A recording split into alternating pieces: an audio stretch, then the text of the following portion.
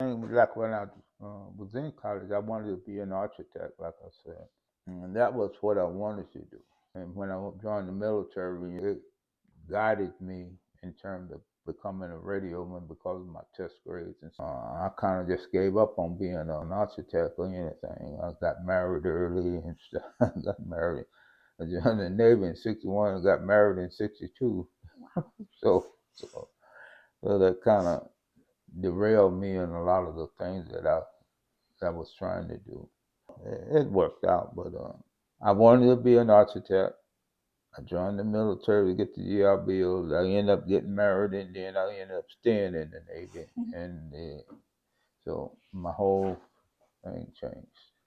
Well, it was for security or something, I guess you could say, because the military offered, if you stay in the military, they offered your career, a safe career, that kind of thing. What like accomplishments would you say that you achieved like in the military? See, I would tell you, I ran into prejudice in the military too. Submarines are the elite people in the Navy.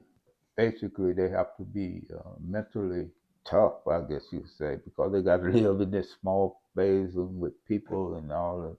You go into service as an E1. You go E1, E2, E3, E4, E5, E6, E7, E8, E9.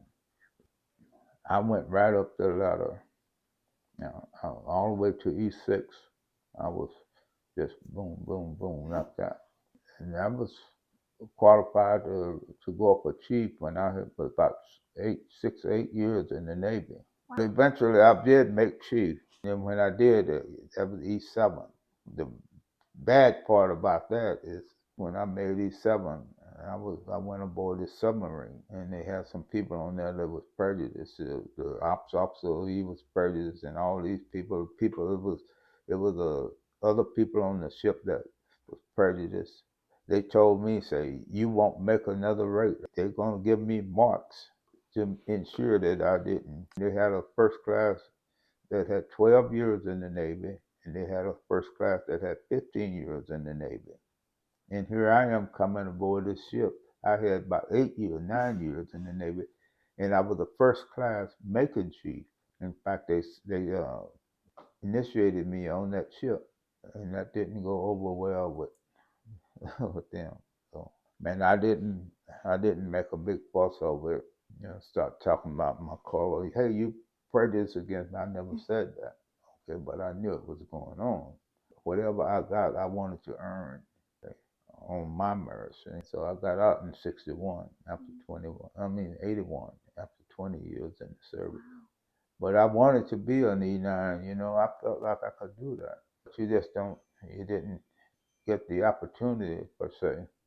I was in the service when Martin Luther King was assassinated. I was on a submarine. I was the radio. I received messages and stuff, and I give them to the captain, and they announced that Martin Luther King got killed. They were yelling, "Yeah, yeah!" They got that bad word.